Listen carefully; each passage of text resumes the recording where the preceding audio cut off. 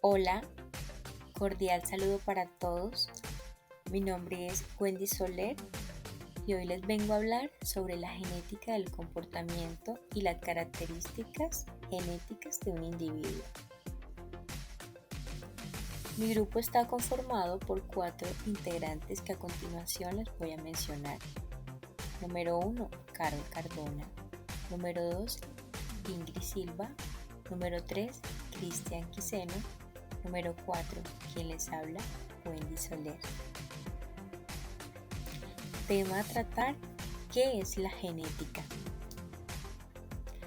La ciencia dice que la genética es la parte que estudia la biología en compañía de la medicina con el fin de comprender y explicar la descendencia de rasgos y características de un individuo a lo largo de las generaciones. Su aparición evolucionó para siempre la idea que tenemos de la vida y de la reproducción, contribuyendo enormemente otros campos científicos, teniendo en cuenta un claro concepto de genética. Ahora vamos a hablar sobre las bases genéticas de un individuo. Se conoce como bases genéticas el ADN de todos los organismos, y esta forma parte de la misma unidad química llamada adenina, timina, guanina y citosina, donde tenemos unos pares de bases conformados por timina, citosina y guanina. El genoma humano es el contenido de material genético de una célula. Se agrupa en unidades grandes llamadas cromosomas, que son moléculas separadas físicamente cuya longitud varía entre 50 y 250 millones de pares de bases. Y por último hablaremos de las características genéticas de un individuo. Las características genéticas pueden ser anatómicas, físicas o de otro tipo de ser vivo a sus descendientes. Este es posible gracias al conjunto de características como son los genotipos, meiosis, mitosis, entre otras. Se ha comprobado que los rasgos físicos puntuales como el color del cabello, los ojos, pueden ser rastreados dentro del genoma de un individuo. Esto aclara la duda sobre hasta qué punto nuestra personalidad, nuestro modo de pensar o sentir está cobijada en los genes. A continuación, mi compañera Carol Cardona les va a hablar sobre el tema de la relación entre las características genéticas de un individuo y el comportamiento.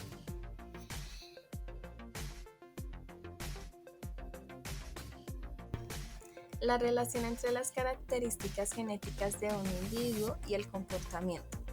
La genética de la conducta se empezó a estudiar y ha sido campo de interés para muchos investigadores desde finales del siglo XIX, cuando Francis Galton comenzó a plantearse leyendo las teorías de Darwin sobre la evolución si la herencia afecta a la conducta humana.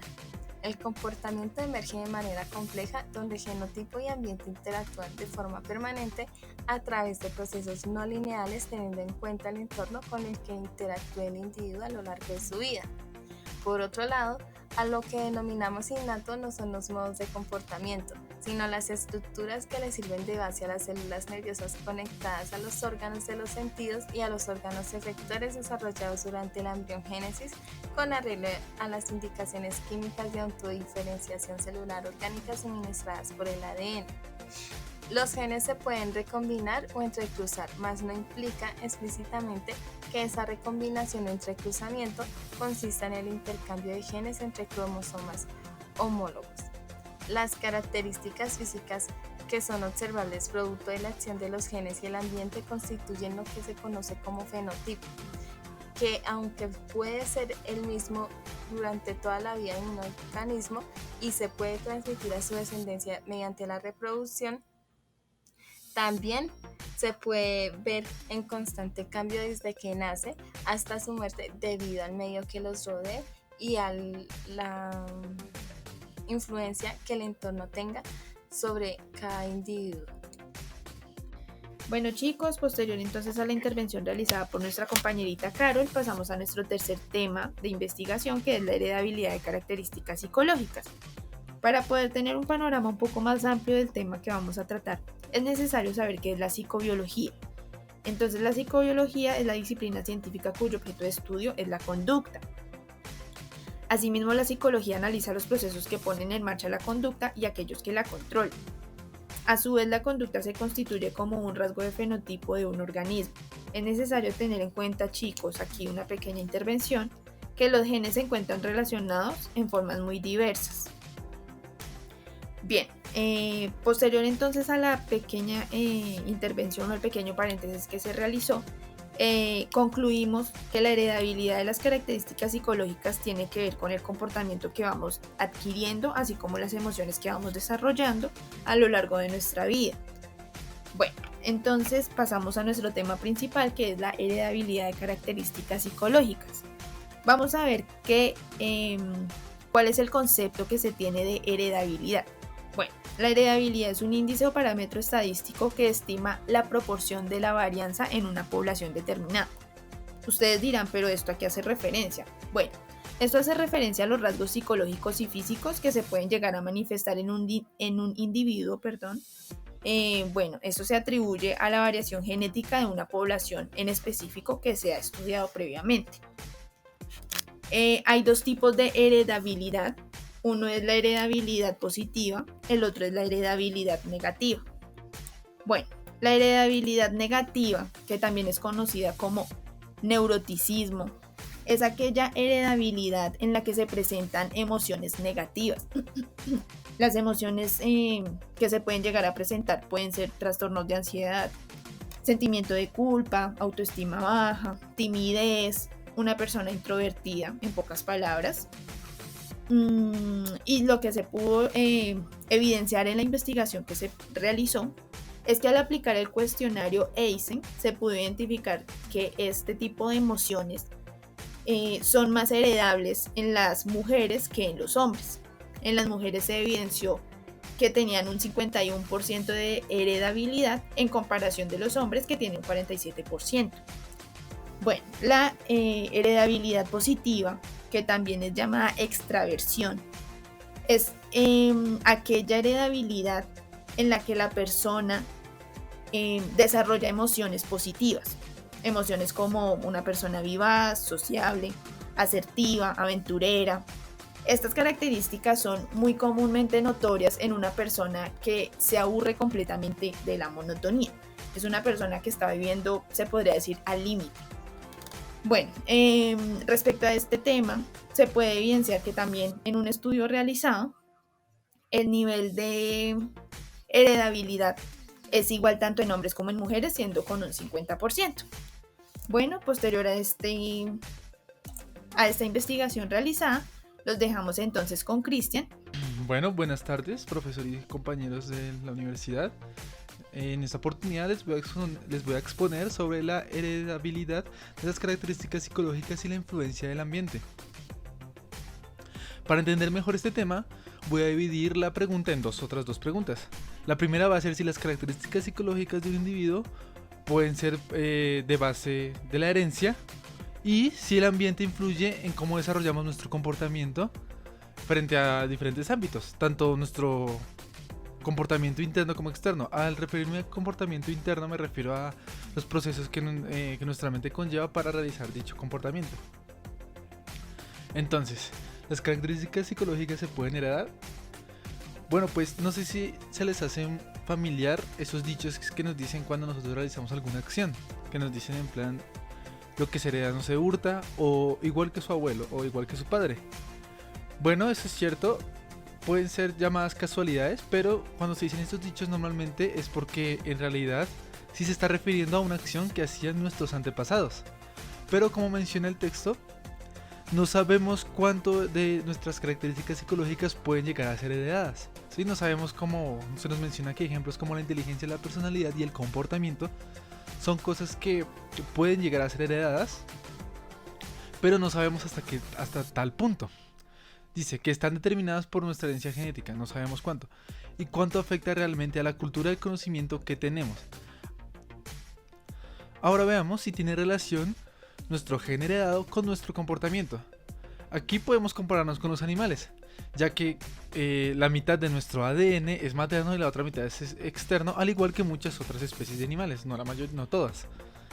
Esta herencia genética afecta a varios aspectos, incluidos nuestro comportamiento, carácter y valores. Sí, eso es cierto, hay ciertos rasgos de la personalidad que nosotros heredamos de nuestros padres, como ya mencionamos.